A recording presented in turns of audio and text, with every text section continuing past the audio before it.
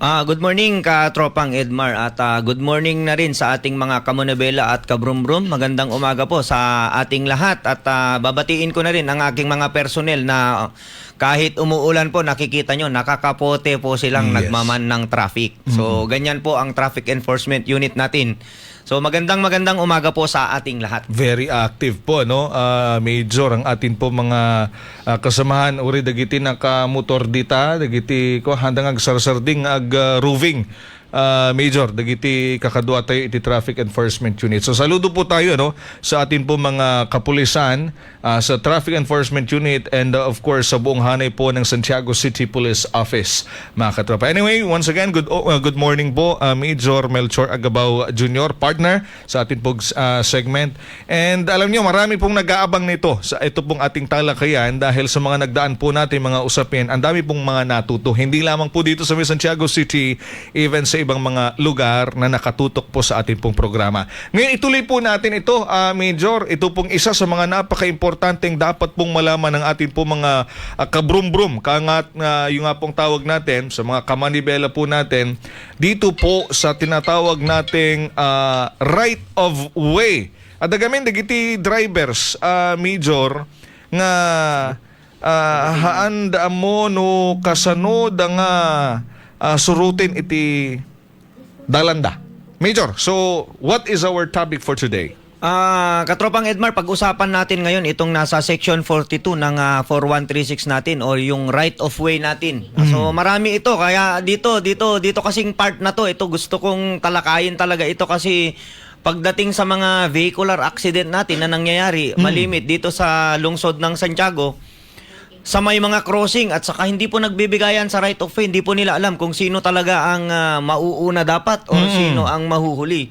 So dito po sa right of way, ito po, ayan, so sa letter A po ng section 42 natin, ang sabi dito, when two vehicle approach or enter an intersection. So intersection po yan, yung talagang daan natin. At approximately the same time, magkasabay. Yang kwan na yan. So dyan po malimit, nag-uunahan. Hindi po nila alam kung sino ang mauna, sino ang maunang mag-go sa kanila. Kaya ang sinasabi, ang nakalagay dito, the driver of the vehicle on the left shall yield. Shall yield on the vehicle on the right, except are otherwise herein provided. So may next presentation tayo dyan. Ipapakita natin through presentation para makita nila. Ayan po. Pag tinignan nyo po yan, crossing, ayan, makikita nyo po, crossing yan. So pag tinignan nyo, sino ba ang left dyan, sino ba ang right? Okay. So, sino ba ang red? Si orange ba or si red na driver? Sino ba ang left, sino ang right dyan?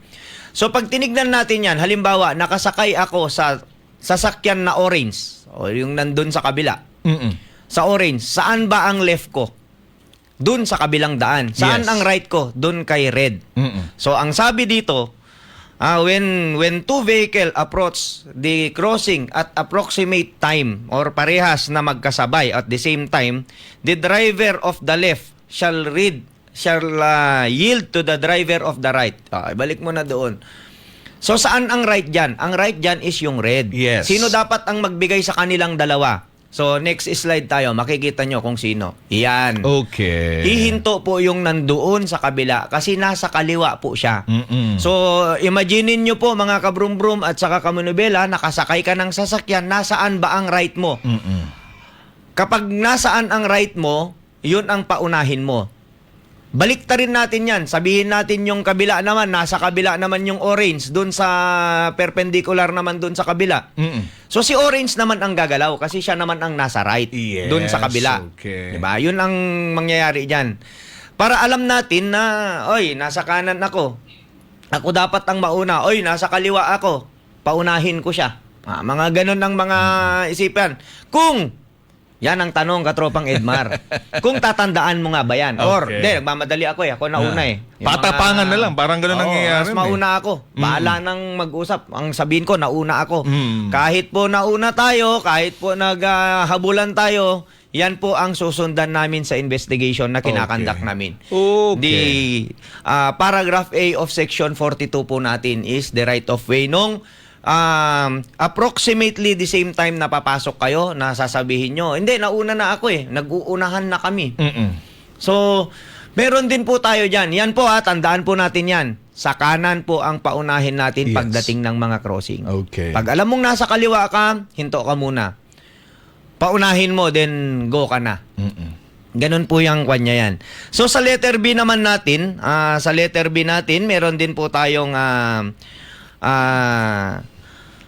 the driver approaching but not having entered an intersection. Sabi niya doon Okay. sa letter B naman, hindi ka pa nakapasok.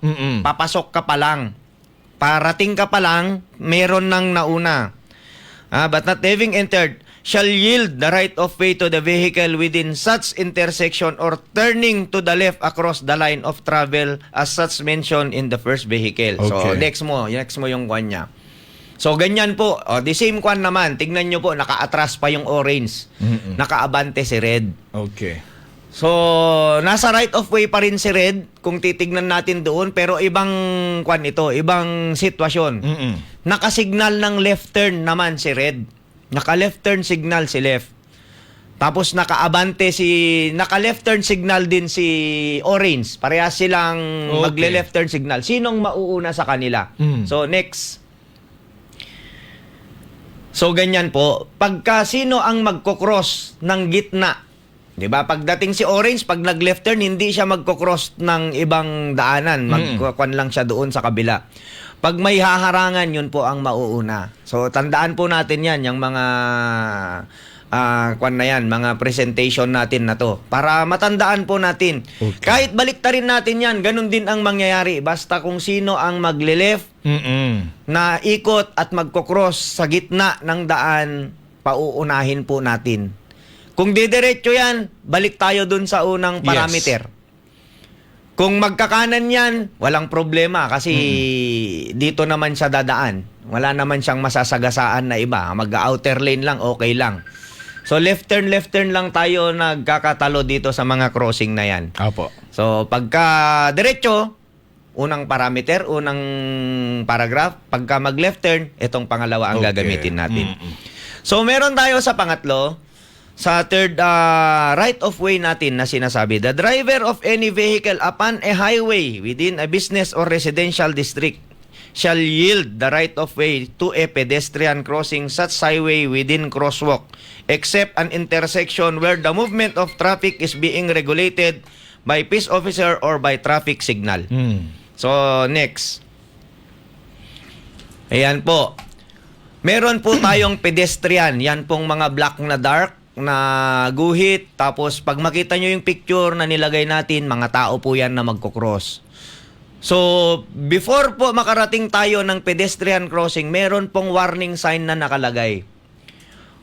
100 meters ahead, pedestrian crossing. Sabi niya, approaching pedestrian crossing. Pag nakakita na po tayo ng ganun, mag-slow down na po tayo. Mas lalo na pag may nakita tayong tao na nakaabang doon sa kabila na tatawid. Yes. May instance sa katropang Edmar na ganyan. Actually, meron nag-viral last 2 weeks ago, no? Yung sa tapat ng hospital, isang pasyente, natatawid lang sana tapat ng hospital, pero hindi dito sa ibang lugar dito sa bansa, sa Pilipinas. Yung patay ang isang pasyente matapos na yung isang van hindi nagminor. Diretso kahit na may pedestrian na tatawid ng kalsada. So it is very important. Ito pong dinidiscuss ni Police Major Agabao, mga katropa. Yan. Kasi napaka-importante po yan. Ang nakalagay sa batas natin is na the supreme is the pedestrian. Yes. So yan po ang pinakakuan natin sa Kabrumbrum at Kaminobela. Natandaan po natin yan. Na hindi palaging tayo ang nasa Munibela. May time din na tayo din ang pedestrian. Na tayo din ang tatawid. Correct. So dapat alamin din natin at yung respetohan natin sa mga hierarchy ng mga ganitong rights. Ito, rights po ito, karapatan po ng kwan ito. Provided po yan ng Republic Act 4136 natin na nandyan po yan. Na kapag violate po natin yan, yung mga provision na yan ng batas na yan is may karampatang parusa po yan.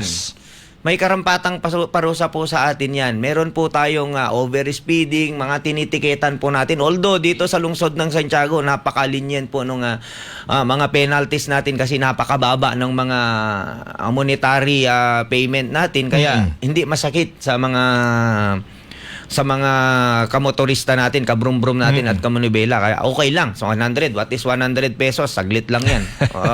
Walang kwenta yan, yung 100 na yan. Pero pagkakuan kasi meron akong pinopropose sa LTO na once na natiketan ka, binibilang natin yung ticket. Pino-forward namin sa LTO yung mga ticket na tinitiketan natin dito for future reference ng LTO once na nagkaroon ka ng mga violation or series of violations. Ire-record sa LTO kapag nag-renew ka or nag-renew ka ng driver's license, Magre-reflect. Magre-reflect yun. Okay. Mababawasan ang taon ng 10 years mo kapag ka may mga involvement ka ng ganyan. So hindi nakakarating sa LTO yan kasi nasa atin pa lang sa local yung mga ticket. Kaya pinopropose ko na idadala namin sa LTO. Lahat ng gagawa ako ng transmittal. Yun ang magiging move ng Traffic Enforcement Unit na once involved ka sa traffic accident, may involvement ka or may violation ka, sinusulatan namin ang LTO. Ifo-forward ko sa LTO for the reference ng LTO dito sa lungsod ng Santiago. Kasi papasok sa system yan. Mainam po yun. Kahit saan ka pumunta, magre-renew ka man. Halimbawa, mag-renew ako, wag ako sa Santiago, may violation ako dyan. Punta ako ng Kawayan Extension Office para may kilala ako doon. Magre-reflect yan sa record mo kasi may portal na po tayo sa LTO. Yes. Bago tayo kumuha ng lisensya, papasok tayo sa portal. So, may violation ka, papasok sa portal mo na may violation ka. Parang sa criminal lang yan, may derogatory record ka na. Yes. Pero pagdating naman sa batas trapiko naman, ang dero mo. Kaya ang maapektuhan, yung driver's license mo, then renewal ng sasakyan mo, doon ka magbabayad ng penalty kapag finorward namin na hindi ka nagbayad ng penalty sa depots natin, sa treasury natin. Pag di sila nagbayad dito, ifo-forward namin sa Land Transportation Office para doon na ang singilan. Nagdanag kayo niya. Kasi doon ang magiging kanya. Napansin ko kasi katropang Edmar, Yes, no, po. pagka tinignan mo, napakadami na namin ng natiketan eh. Pero pagka tinignan mo kung ilan ba ang nag-comply at nagbayad doon sa mga penalties, mangilan-ngilan lang, nasa 30% lang siguro. Nako. So sayang naman yung 70% na effort ng tropa natin na mahulihan itong mga mga violators natin. Which is what they're doing, mga katropa, is not for collecting any amount of money, mga katropa. Kumbaga, ito ay paraan lamang para sana kayo ay sumunod sa mga batas lansangan, mga katropa. Pero ito pong proposal po ninyo, kung ako tatanungin, sa Land Transportation Office, so please, baka po pwede po ninyong apurahin po ito dahil kung ako ang tatanungin, Diyos ko, sa may Santiago City, ano man po ang pagtutok ng ating pong mga kapulisan at with their partnership with the Department of Public Order and Safety, ilan po ang mga pulis natin, ilan po ang depots po natin kumpara sa mga motorista. At sa dami po ng motorista, meron po mga pasaway. Kaya kung ako tatanungin po, Major, Sir Dennis Buendia, kung kayo ay nakikinig, sana po, maano po natin ito, nang sa ganun ay, ada iti pagdanagan po, ada iti pagnakman, nagiti natatangkin ti ulo na, nga drivers. Oo, yun naman talaga ang natin. Ito ang purpose natin ito, hindi para sa collection. Wala namang pakinabang ang PNP natin kung mangungolekta kami o hindi eh. Ang purpose natin dito is nakita kasi natin napakataas ng natin, ng vehicular accident natin. And ano nga ba ang involved ano nga ba ang cause ng accident natin? Ano ba ang kanya? Yung mga driver natin na walang disiplina. Yun ang cause ng accident natin eh. Hindi yung mechanical, hindi yung weather condition, hindi yung road condition, kundi yung driving attitude ng ating mga driver. Correct. So, doon po tayo nagkakaproblema kasi nagyayabangan tayo sa daan. Totoo po yan. Walang gustong bumigay. Bakit kita pagbibigyan? Tesla ang sasakyan ko, motorsiklo. Diba? Totoo yun. Pag ikaw yung naka-LC, pagka nagkasagian, hindi mo ba alam na napakamahal nitong sasakyan ko? Tapos isisingit mo yung sasakyan mo. Yung mga karag-karag na box mo na yan, mga ganun. Wala pong ganun. Kaya nating bumili ng ganyan.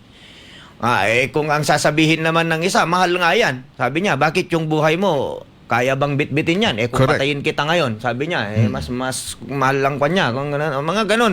May matatagpuan kang abnormal din sa daan na pag challenge mo, mas abnormal pala sa'yo. magkakahagipan talaga kayo. Yun ang ayaw nating Magkakaproblema tayo. mangyari. Oo. At yun yung ayaw nating mangyari. Correct, oo. Ang gusto nating mangyari dito sa lungsod ng Santiago ay maisaayos natin yung batas trapiko nang sa gayon ay maiwasan natin ang road rage, yung Tama. kaguluhan sa daan. Correct. Alam mo na, napakagandang magmaneho ng sasakyan, katropang Edmar, na nandyan ka na. Parang kayo pa ang naghihiyaan na mauna. Oo, ikaw na. Magbubusin, mauna ka na. Yung mga ganun. Mapakaganda ng ganun. Hindi yung nauna, tapos bubusinahan ka ng mahaba. Beep, tapos ituturo ka pa. Tapos aasarin ka pa sa daan. Si Tignan natin. si Mrs. nagtataka bakit ano Iatid yun? ka pala, yung mga ganun. Yung signal, sisignalan ka ng o tapos tawag dito, nag-go na ako. Bumusina naman ako. Bumusina rin siya. Ano yun? Bakit ano yun? Nag-uusap kayo through ilaw tsaka busina? Yun yung mainam po. Yung Ganun. Yung signal, umilaw ako. Ibig sabihin, paunahin mo ako, pinauna, nagbusina ako, nagtithank you ako, tit-tit. Nag-welcome naman siya. Nag-welcome naman siya. Ganun po sana ang gusto nating mangyari, katropang Edmar. Kasi napakahirap po ng kwan natin sa batas trapiko. Walang bumibigay talaga dyan. Walang bumibigay. Unless otherwise malaman nila itong right of way natin na Correct. tinuturo natin ngayon na dinidiscuss natin para naman sana sa gayon magkaroon tayo ng knowledge na mga katropa, kabrum-brum at na may baon tayo sa daan na alam natin yung respeto. Sabi nga natin, wag mo nang isipin kung hindi rumispeto yung iba. Respect begins in yourself. Sabi niyang ganyan. Correct. Pag ikaw ginawa mo, nakita nung isa, ginawa niyang ganito. Hanggang dumating ang time na gagawin niya rin yan. Pero kung ikaw, hindi nga ginagawa ng iba, hindi mo rin gagawin. Wala nang nangyari sa atin pag ganun. Useless na yung ginagawa natin. So pag tinignan nyo po sunod-sunod ang vehicular accident natin, ang dami po nating vehicular accident sa ngayon. Although yung iba minor na gasgasan dahil hindi nagkaintindihan sa daan. Yung worst, meron tayong aksidente na nangyari na namatay yung kwan natin, self-imposed natin. Yes po. So anong cause ng self-imposed? Kasi kakulangan sa disiplina sa pagmamaneho. Okay. Meron tayong batas, Republic Act 10586, the Anti-Drunk and Drug Driving Act. Huwag tayong magmaneho ng nakainom. Lagi ngang sinasabi natin na hindi naman pinagbabawal ng batas ang uminom. Uminom ka, pero ang pinagbabawal yung magmaneho na nakainom. Correct. Kaya kasi pag nakainom na tayo, medyo delikado na yan.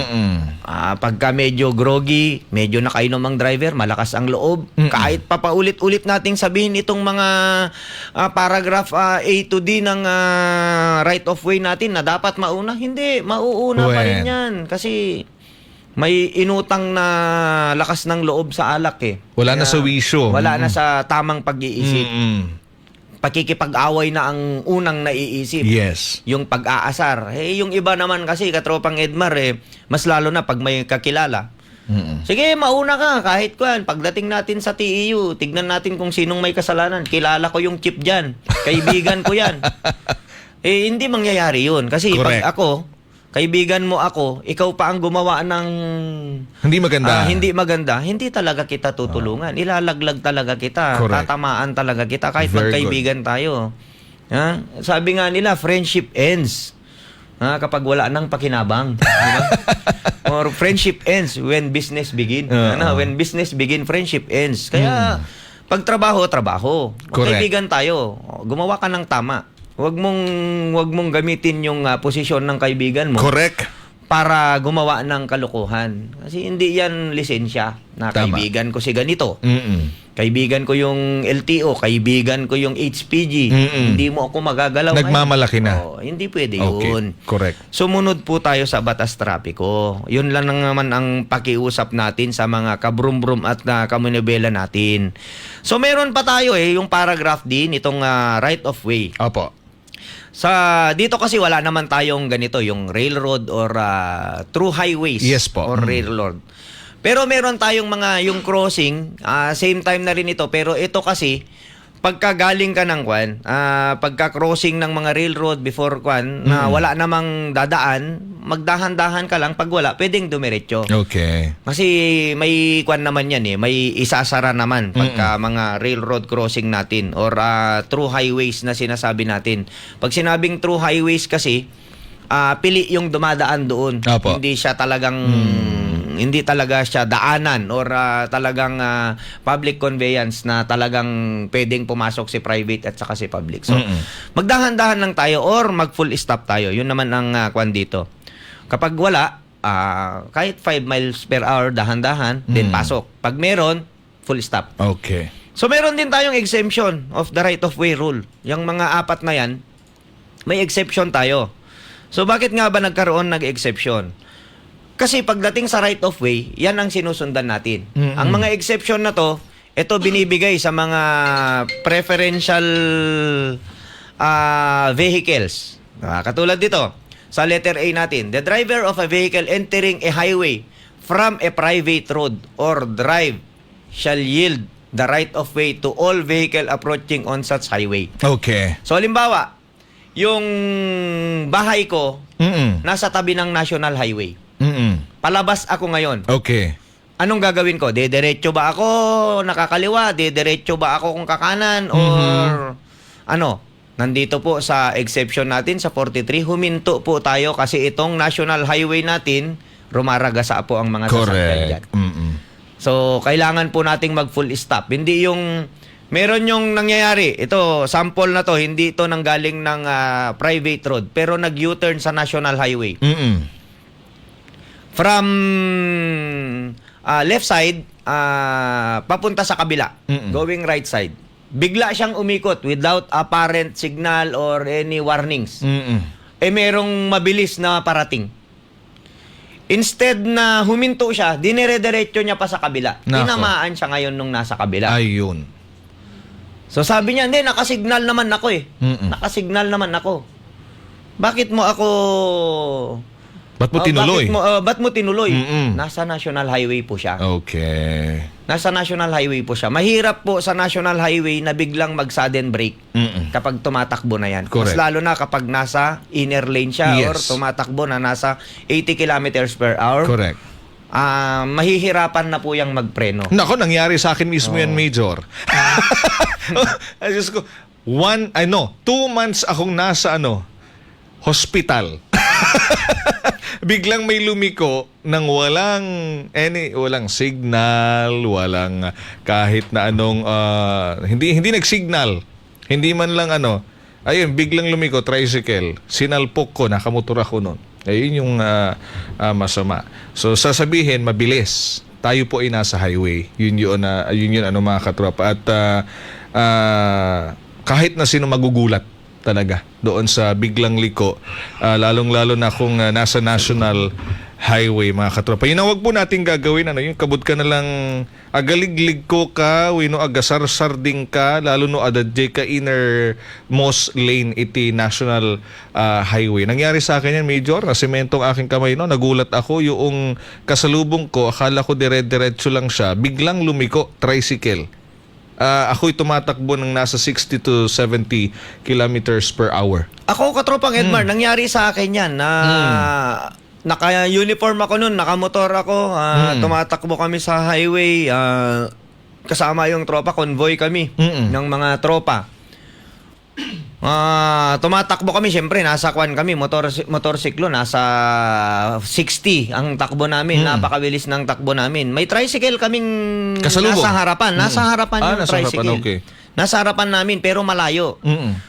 On the process na overtaken namin kasi makukuha namin siya, bigla siyang kumaliwa. Ayun. Tinamaan ko ngayon yung tricycle. Bumali-baliktad ako. Buti na lang medyo may training tayo.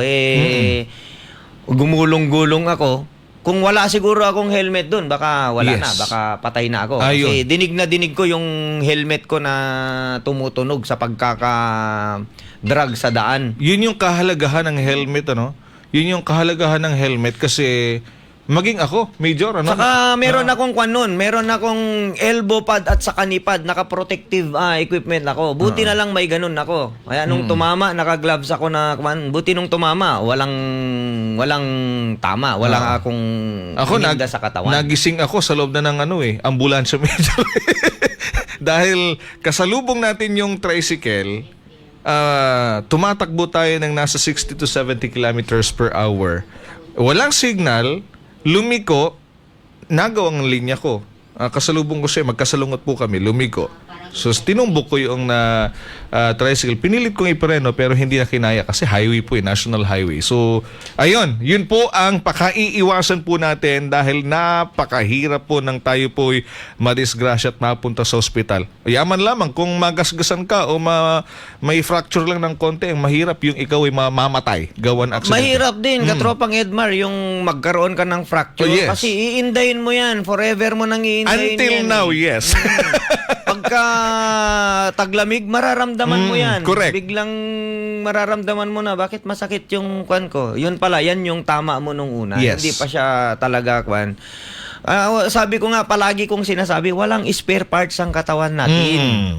Yung motor, sabi ko nga, pagka may mga vehicular accident tayo dito, pagka damage to property, magpasalamat po tayo, walang Yes. nasaktan. Madali na lang pag-usapan yan kasi napapalitan po yung Correct. yan. So pag-usapan nyo na po kung paano ninyo gagawin yan, anong gagawin natin. Kung gusto nyo magkakasuhan tayo, di file natin yung case. Yung mga ganun na kwan natin, katropang Edmar, sa mga vehicular accident natin. Kasi halos hindi tumitigil po yung opisina natin sa kakareport nung kahit mayroon mga nagre-report sa atin. Nangyari pa 5 days ago. Saka lang pupunta sa atin na Okay. sabi niya, sir, nagbangga kami ng ganito, nag-usap naman kami nun, pero hindi siya sumunod. I-report ko na lang. 5 days ago na yun na hindi naman namin niresponde. So may iba na kumukuha ng pang insurance, tinutulungan namin yung Okay. mga ganun na mga senaryo na pupunta sa amin na ganito for insurance claim na nasira kasi nabangga ako ng ganito. So ginagawa natin ng police report.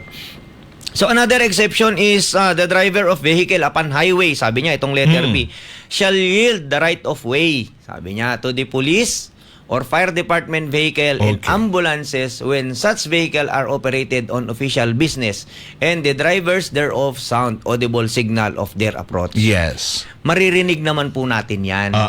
Pagka nagwangwang na po yung ambulansya, kahit ambulansya man lang, gumilid na po tayo. Marami kasi akong nasasalubong na ako pa ang magpapaganon, magtuturo na gumilid. Yes. Dahil sinasalubong pa nila si ambulansya. Okay. Meron namang iba, which is wag nating gagawin.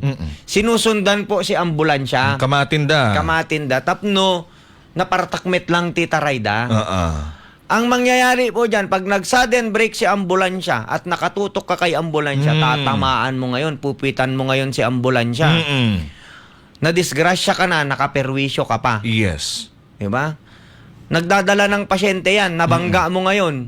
O di, instead na tutuloy, yung pasyente, kawawa naman na imbes na emergency yan, mas lalong dinelay mo. Correct. Dahil sa kamamadali mo. Diba? Yan po, ambulansya, fire department, or sa PNP. Yes. So, binawal dati ang wangwang nung kapanahunan ni Presidente Noynoy Aquino, pero hindi po siya included itong mga ambulansya, PNP at emergency vehicles natin. Saka yung fire department. Ang binawal niya lang po is yung paggamit ng politiko ng mga wangwang noon. Yun po yun kwan na yun na nangakala ng iba pag nagwangwang na ang pulis noon, oy bawal yan, ba't nagwawangwang ang pulis? Hindi po yun ang binawal ng ating presidente noon. Ang binawal yung escort ng mga politiko na nagwawangwang sa daan at ino-occupy nila yung mga daan at kinukuha nila yung daan na VIP treatment na nandun na nila. Yun po yung binawal niya. Pero sa batas po natin, meron po tayong preference dyan na sinasabi natin. Na pag may mga VIP na ganun, na kine-question nung iba, mga politiko yan, VIP, nagpapa-VIP sa daan. Pag tayo, pinapagilid tayo. Pag sila, pinapagitna. Karapatan po yun. Kasi may emergency. Halimbawa, senador ka, nagmamadali ka papunta ng Senado, kailangan po natin yan. Yes. So, yun po yung part na sinasabi natin na laws of preferential application. Yung mga tao po na pwedeng yung mga tao na binibigyan ng karapatan, nandun po yan. Kaya hindi po questionable sa atin yan. Sa iba kasi, big deal sa kanila yan. Porke ba pulis ka, mauna ka na. Hindi parehas lang tayo. Ako nga nagpapasahod sa'yo Sabi niya, tax ko nga nagpapasahod sa'yo. Pag tinanong mo naman kung anong tax niya, wala naman. Dula lang naman na tag 11 pesos. Na sasabihin niya, nagpapasahod ng mga nagmamadali What if emergency talaga yung pupuntahan ng pulis at a matter of life and death, kung hindi sila makarating agad, mas dadami ang casualty. Tapos hinarang mo, di ba? Tulad nga ng sample ko, may sample ako nung nasa bayan pa ako ng Tumuwini, nung COP ako, ambulansya, ang magre-responde is fire truck. May nasusunog. Ngayon may nakaharang doon sa tapat ng fire truck. Hindi makalabas. So pinilit ni fire truck, nasagi ngayon ni fire truck yung sasakyan na nakaparada. Anong nagresponde? Na-delay si fire truck. Lumaki yung sunog. Okay. Instead na maupo lang kagad sana, na full burn yung pupuntahan niya. So nagkaroon ng investigation, sinabi nila. Kasi itong sasakyan, nagkiklaim pa siya na binangga daw siya ng ambulansya. Wherein nakaharang siya, obstruction siya. Mas malaki ang magiging problema niya kaysa dun sa ambulansya. Kasi si ambulansya, nasa official duty yung gagawin nila. So, yun po ang kwan natin sa right of way. Huwag po nating questionin si PNP, si fire truck, si ambulance kapag tumatakbo na nagwawangwang. Yes. Pagbigyan po natin, gumilid na po tayo. Gilidin po natin ang daan. So, para wala pong kwan, huminto tayo kung sa tingin nating medyo alanganin, hinto tayo sa gilid muna. Pag lumampas, saka tayo maggugo ulit. Hindi kawalan yung napakaiksi lamang na panahon. What is 3 minutes? Wala pang 1 minuto pala. Yes. Walang 1 minuto na gumilid ka, paglampas sa'yo, pasok ka ulit. Ganun lang kasimple po yun, mga kabrum-brum at saka kamonobela. Huwag po nating lahat idadaan sa madalian at kwan ng oras. No, kasi hindi naman ganun ang buhay natin sa kalsada. Yes. So, meron din tayo dito. Tapusin muna natin yung katropang Edman. Yes, no? Kasi opo. alam ko, yung oras na naman natin ngayon, medyo oras de peligro na naman. Ito, last naman na part ng exception ito. Okay. At tuloy-tuloy na lang natin. At marami pa tayong araw naman na Yes, pag-uusapan. opo. Kasi yung oras natin, alam ko yung oras natin, medyo naghahabol po tayo. Yes, okay lang so, po. the driver of the vehicle entering a through highway or a stop intersection shall yield the right of way to all vehicle approaching to either direction on such through highway, sabi niya.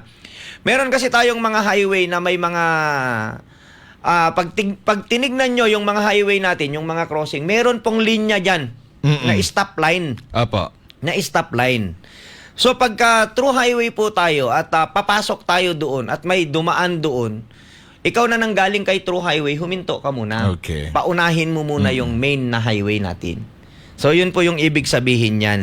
So magbibigay ka ng right of way to all vehicle approaching either direction on such, sabi niya, magka-dalawang direction yan. Parang ang purpose po nito, ang kalaban nito is yung doon sa first, ang exception ng right of way rule na to is yun yung first parameter natin nung unang right of way. Yes, apa. Yung sinong mauna sa dalawa, si right or si left. Dito Yes. naman, kapag through highway naman siya, intersection kasi yun. Pag through highway siya, hihinto muna siya. Okay. Pagbigyan niya muna yung kabila. Ang masama, Or either way. ang masama, Major, at dadagiti ko, ore, dati line nan. May linya yun. May Hinto linya. ka dapat sa linya. Lalampasan pa nila yung linya. Yes. Adi, Tapos- alimbawa, SUV. Medyo mabusor tayo tika sa niya. Intersection, for example. Ipinasok niya yung yung hangan naguray, inserik na nga dagos di sungo itilugan na. Nakakain na. So, aglisi, man day jay... Oo, yun ang magiging tendency po. Hindi didiretso. Kakabig Lili ko, siya ng oo. kaliwa. So ngayon, pag may kasalubong, baka ma-aksidente. Yes. Pag ganun, pag diniretso nila, nasagi sa sakyan mo, kasalanan mo. Ba't ka sumobra sa linya? Yes, So, okay. sa investigation namin, yun po ang tinitignan natin, Katropang Edmar. okay. So, paalala lang sa ating publiko, pagka ito, na-discuss namin, ito kasi pagka may mga investigation tayo sa opisina na natin, ito na ang nilalatag natin sa kanila. Okay. Nasaan ka dito? Nasaan ang tricycle mo? Nasaan ang kwan kanina? O dito ka, di ba? Lumalabas ka. Ito, nasa highway. Sino ba dapat ang magbigay? Ito, according dito sa 4136 natin, section 42, ito, paragraph B, dapat siya ang mauna. Yes. Hindi ikaw. So, sinong may mali ngayon? Ikaw. Kasalanan mo. Tapos, ikaw naman ang kasalanan mo, kaya may contributory negligence kayo. Ang kasalanan mo naman, nakita mo na nga, porque right of way mo naman, tinuloy Ipinilit mo mo pa. Pwede mo namang ihinto, businahan mo. Okay. Tapos tutuloy ka ulit. Okay. Hindi yung linya ko to eh. Tapos pag tumama na, ayan na, linya ko eh. Meron kasi tayong doktrina na sinasabi. sa traffic accident na investigation na ginagawa namin. Meron tayong doctrine of right of way, meron tayong doctrine of last clear chance, at meron tayong severity doctrine. So sa doctrine of right of way, ito dinidiscuss natin, karapatan mo. Okay. Pero meron tayong doctrine of yung last clear chance. Yan po ang pinakamabigat na doctrine. Kasi dan po sa doctrine ng last clear chance, kung sino po ang may pinakahuling pagkakataon na umiwas sa aksidente at nagkaroon ng aksidente, Yes. at ikaw ang bumangga, ikaw ang may kasalanan. So, ikaw ang tinatawag nating proximate cause of the accident. O kasi may pagkakataon ka. Kahit para, sabihin mong right of way ko to eh. Nakita mo ba? Oo, nakita ko eh. Umaatras siya sir. Linya ko to kaya tinuloy ko. Hindi Okay. Huminto ka muna. Kasi kahit right of way mo, meron tayong tinatawag na doctrine of last clear chance. Ikaw ang may pinakahuli na pwede sanang umiwas para hindi na matuloy ang aksidente, binangga mo. Sasabihin mo, linya ko sir, paatras-atras kasi siya eh, kaya natamaan ko siya eh. Kaya yun ang magiging hindi natin nakukuha talaga yung rasyonale ng batas trapiko natin dahil nilalaban natin ang mali na pagkakataon. So marami tayong pagkakataon. Yung mga right of way natin, meron tayong doctrine of last clear chance, may severity tayo sa investigation na sinasabi. So napakalawak po nito ng 4136, napakalawak po ng investigation ng 4136, at napakalawak po ng coverage ng 4136. Yes. Marami pong gray area ito na hindi nakikita ng iba. Yes. Pag binasa lang nila, okay na to eh, nasa Apo. kwanto eh. Binasa ko na ganito eh, nasa tama naman ako. Hindi mo tinignan, may exception pala yan. Actually, maging ako, Major, natututo ako. Meron dito sa palang dulo discussion doon. natin. Meron palang nakalagay doon sa ibang provision ng batas na itong mga to may exception. Correct. Hindi lang ito. Sabi niya, ito yung batas. Ayan, sundin mo yan. Pero may exception dyan. Yes. Hindi lahat ng nandito, yun yung tama. Meron tayong exception na tinitignan. So, dapat pagbalansehin po natin yung batas at saka yung exception ng batas. At saka kung paano natin i-apply. Okay. At yun lang naman, walang mawawala sa atin pagka sinunod natin ang batas trapiko. Ngayon po, for the information ng lungsod ng Santiago, napakaganda po. Kudos po sa depots natin. Napakaganda yung mga additional signages na nilagay nila. Yes, apo. Napakaliwanag na po ng nakalagay. Dati araw-araw lang na tarpaulin. Ngayon, napakaganda na po ng mga nakakabit sa ating mga separator na going to Calao Bridge, meron na po, nakalagay na po. Napakaliwanag na po nun. Kung hindi pa natin masusundan, ewan ko na lang po sa inyo. Talaga. Na harap-harapang nakikita nyo na. Ulitin ko lang, yung harap-harapang nakikita nyo na no U-turn, no left turn, doon pa kayo iikot talaga. Ano ba naman yan, mga katropa, mga kabrum-brum, mga kamunibela. Marami po, mayroon po tayong mga tamang ikutan at tamang pwesto para hindi po tayo makakaperwisyo sa ibang motorista. So yun naman po ang aim natin, mga katropa, mga kabrum-brum, mga kamunibela, road safety, bawasan natin ang traffic incident dito sa lungsod ng Santiago. Bawasan din natin ang mga road rage at mga away sa daan. Yun. Para po sa katahimikan ng ating lungsod ng Santiago. Yun po ang pinakaunang kwan natin dyan eh. Pinakaunang success ng ating lungsod kapag po ang mga tao ng lungsod ay sumusunod sa batas natin, hindi lang sa batas trapiko at sa lahat ng batas na pinapatupad natin. Kasi as a part ng duty natin as a citizen ng Pilipinas at saka mamamayan ng lungsod ng Santiago, ay unang-una pong duty natin ay sumunod po sa ating mga batas na nilatag ng ating saligang batas na meron. Na sundin natin lahat. Nandyan po lahat. Sundin lang natin. Wala pong mawawala sa atin. At katropang Edmar, magandang umaga. At thank you na naman sa araw na ito. Medyo nag-extend na naman tayo. Makakahagip na naman tayo ng ibang oras. So marami pa tayong oras. Magandang araw at magandang umaga kabrum-brum, katropa at kamunibela. Good morning po sa atin lahat. Hopefully, meron po kayong natutuhan ngayong araw. Maiksi lang po yung diniscuss natin para matatandaan nyo po. Yes po. Right of way lang mo muna tayo. Maraming salamat po, Police Major Melchor Agabao Jr. Marami po nagpapasalamat po dito sa atin pong comment section and even sa mga nag-message po sa atin. Sabi po dito, good morning Sir Edmar and Sir Agabao, dami po naming Ang dami po namin natututunan kapag nakikinig po kami sa program po ninyo. Sa lugar po namin doon sa Infanta Quezon, yun po mga nakasagasaan ng van tatawid po sa pedestrian lane, hindi po nila alam yan. So maraming salamat daw po sa atin pong tandem, Major. Nagpapasalamat din po si Ray Brave, watching from SCPO Headquarters. Ayan. Hello po sa inyo dyan, sa ating po mga kapulisan. Kay Ma'am Ofelia Tolentino, nakatutok po sa atin tungkol sa mga batas trapiko sa mga motor vehicles. Good morning. Snappy salute TEU family. Sabi po dito ni Son Carjo Bali.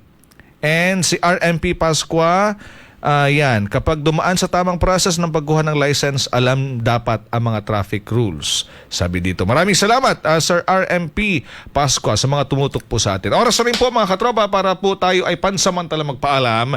Magsama-sama po tayo si katropang Police Major Melchor Agabao Jr., ang ating pong partner sa usaping batas lansangan. Mapapakinggan niyo po pa rin dito po palagi sa ating pong himpilan ng 104.9 XFM Santiago. Nakasama niyo po kami, si Major Melchor Agabao Jr., ang hepe po ng TEU, si Katropang Mark Garcia mula sa Technical Department, at ang inyong lingkod, Katropang Edmar Galingana, para sa nagkakaisa Pilipino, sa Pilipinas at sa buong mundo.